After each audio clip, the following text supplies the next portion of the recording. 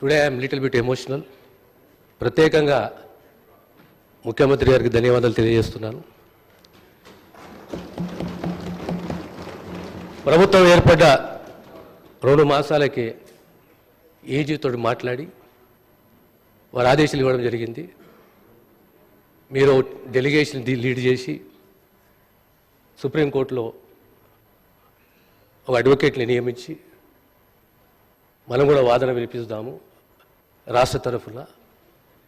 ఈ ప్రభుత్వం వర్గీకరణకు సమతుల్యానికి సానుకూలంగా ఉన్నది.